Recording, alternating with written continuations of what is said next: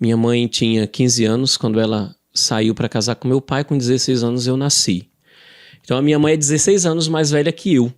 Quando eu tinha 16 anos, nós saíamos, as pessoas já achavam que nós éramos irmãos, né? E o meu pai tinha 18 anos. E eu nasci com muita dificuldade. Eu tive alguns outros irmãos também um pouco, mas eu nasci com uma insuficiência respiratória, não conseguia respirar.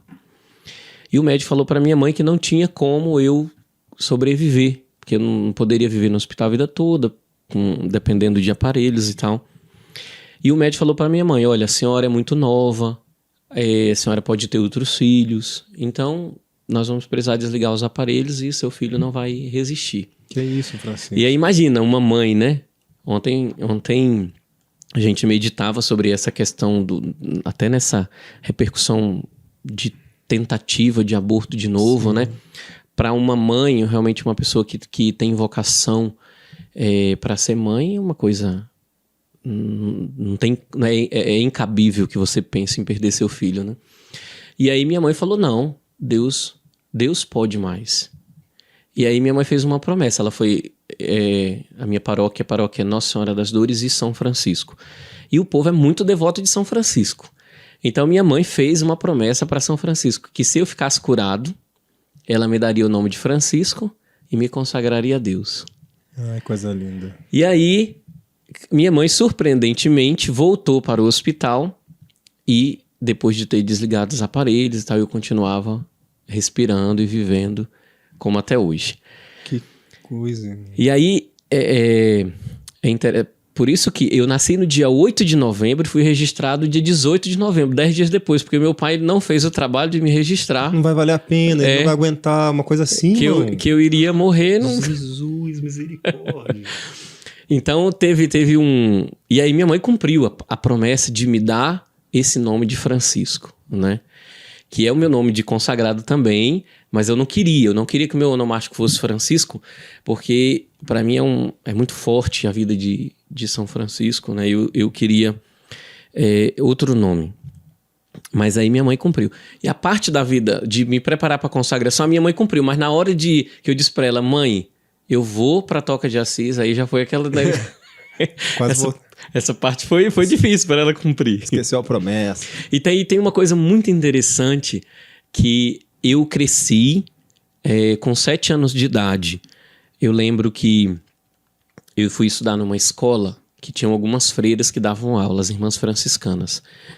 Eu não sabia que existia vida religiosa masculina. Eu sempre via padre, eu achava que se você quer ser de Deus, você tem que ser padre. Se você quer ser... Senão você casa. Irmão, mas só para me entender, mas isso eu estou falando ali então com 6, 7 anos de idade. 6, 7 anos criança, de idade, como criança. Depois desse fato do meu nascimento, eu cresci sempre assim, os meus pais não eram de frequentar a igreja. Isso que eu ia perguntar, não é por causa deles? Não. E essa história que eu estou contando do meu nome é exatamente para mostrar que não teve uma influência direta da minha mãe e do meu pai, mesmo ela tendo feito essa promessa. Porque com 7 anos eu fui estudar nessa escola, e aí eu lembro que foi a primeira vez que eu tenho na minha memória a minha participação na celebração da Santa Missa. Porque eu mudei para essa escola e toda terça-feira tinha a missa da escola. E era bem pertinho da paróquia. E nós fomos para a Santa Missa. Naquele dia eu fui escolhido para fazer a leitura da missa. Imagina, eu com 7 anos de idade, mas eu sempre, minha mãe sempre foi muito esforçada em me colocar para estudar, eu sempre li muito bem, escrevi muito bem. E aí eu lembro que era a leitura da carta de São Paulo a Filemon. E eu não conseguia dizer Filemon, eu sempre falava Filemon. Não, mas irmão, mas realmente assim, começou bem, anos, né? Já logo um E Filemon. A diretora, que foi uma pessoa muito importante, assim, espiritualmente para minha vida e como catequista, ela tentava me ensinar, é Filemon, não é Filemon. E eu sempre repetia. E isso ficou na minha memória.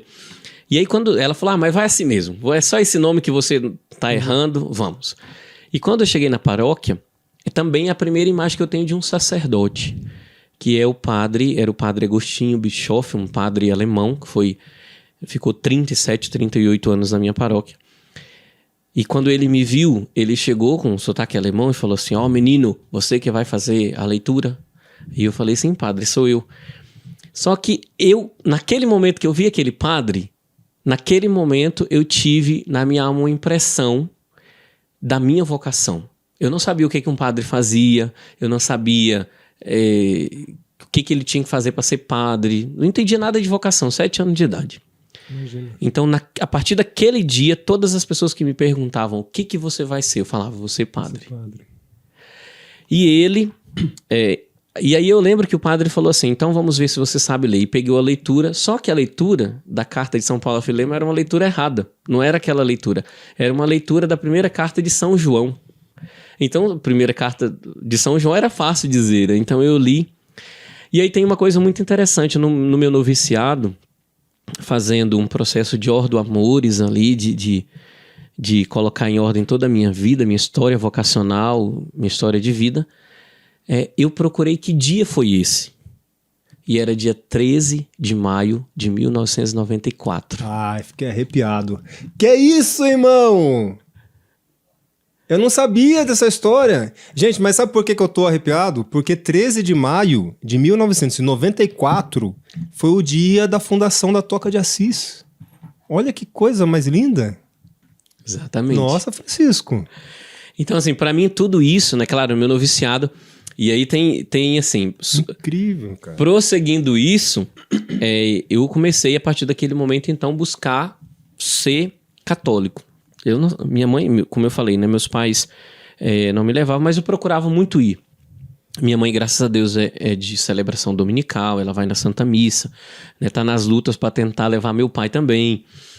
E eu tive aquela luta para fazer a primeira comunhão, para fazer crisma, e sempre fui aquele menino de sacristia. Então comecei a ir para ser coroinha, para ser legionário de Nossa Senhora, para os grupos de jovem, de oração. Então foi uma experiência de viver dentro desse ambiente. E queria ser padre. Com 7 anos. 7 anos eu tive essa experiência. Com 14 anos, 13 para 14 anos, eu conheci 2 irmãos da toca, um aspirante e um postulante. O Newton, que foi irmão Nicodemos, e o Franco, que depois dessa missão ele saiu. E quando eu vi aqueles 2, o padre Joaquim já tinha falado da toca pra gente, mas a gente não sabia o que era. Quando eu vi os 2, eu tive na minha alma uma certeza de que eu seria um padre, mas eu não seria um padre numa diocese, eu seria da toca. Até porque o padre ia pra toca, então eu achava que eu ia pra toca pra ser padre, eu ia chegar e ia ser padre, né? E na toca nós não temos padres hoje. E aí eu falei, então pronto, esse é o meu lugar. Então eu tive 2 momentos da minha vida com essa impressão. A primeira do sacerdócio, a segunda do lugar onde o carisma que eu viveria esse estado de vida, né? Do sacerdote. Então, naquele dia eu comecei a deixar a vida de vocacionado do seminário para ir para toca. Então comecei ali o contato, começava a assistir tudo que era da toca, ouvir as músicas, procurar as pregações, os programas que a toca fazia. Então tudo, a minha vida era toca. Uma coisa que eu nunca esqueço é que desde aquele dia, todos os dias que eu chegava na escola, eu escrevia no quadro, bem no cantinho assim, Toca de Assis, o desenho, a da nossa logo, Toca de Assis. E os meus professores, meus colegas, todo mundo me conheciam como aquele menino que ia para a Toca de Assis. Mas eles sabiam já mais ou menos o que era Toca de Assis? Nada. Nem eu sabia o que era toca. Eu sabia que eu tinha que ser da toca. Eu sabia que era algo muito parecido com a vida de São Francisco. E aí, tanto, né, que com a direção espiritual, os meus diretores os padres tentaram me levar para a ordem franciscana, conhecer outros carismas, outras comunidades, para não ser aquela coisa louca, porque eu era tão apaixonado pela toca que eu não admitia fazer uma experiência de namoro, não admitia fazer uma experiência no seminário, no outro carisma. E eu coloquei na minha cabeça que eu tinha que ser da toca.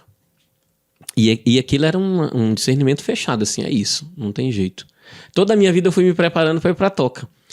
Meu primeiro trabalho, para guardar dinheiro para minhas passagens para eu ir para a toca. Que coisa, não tinha roupa, não comprava, eu não pensava em nada que não fosse ser toca. Pensar em casar, pensar em ser padre, pensar em, vou fazer curso para ter um dia dinheiro, se alguém... Não, nada disso. A minha vida era para ser da toca. E aí eu entrei. E essa história do meu nascimento eu não conhecia, eu não sabia. Eu simplesmente fui tendo essas experiências. E aí um bendito dia, quando eu já era postulante, estava para ir para o noviciado, a minha mãe, eu liguei para ela e pedi, né, a benção dela, as orações dela para poder, ia ser aquele escrutínio, eu não sabia se eu ia. E aí minha mãe falou assim, não, meu filho, fique tranquilo, você vai, se é isso que Deus quer para você, eu vou rezar por você. E aí desligamos o telefone, quando foi mais ou menos um mês depois dessa ligação, chegou uma carta da minha mãe. Quando eu abri a carta, era uma carta da minha mãe contando essa história do meu nascimento que eu não sabia. Até o seu postulante, até então seus 18 anos mais ou menos, você não sabia, Eu não sabia. da questão da consagração, do Não nome sabia. Francisco, você Não era sabia doente. porque meu nome era Francisco, não sabia nada disso. Não Uau. sabia por que eu tinha aquela inclinação muito grande para a vida religiosa. Por que eu tinha que ser de Deus? Por que eu, nas minhas experiências de namoro, eu namorava, mas era dentro da experiência do namoro tinha um vazio muito grande. Uhum. Dentro das experiências com outros carismas, com outros estados de vida, sempre tinha aquela coisa. Não é isso. E mesmo que eu achasse bonito, achasse belo, né, outros carismas, a vida do sacerdote, por exemplo, uma família numerosa, né, a família dos meus pais é uma família numerosa, eu achava lindo aquilo, né, ter muitos irmãos, mas eu não me enquadrava naquilo. Eu não tinha razões do porquê. Porque minha família sempre foi muito estável, é um testemunho de matrimônio dos meus pais. Eu já vi muitos padres com um testemunho maravilhoso do sacerdote. Não era uma frustração.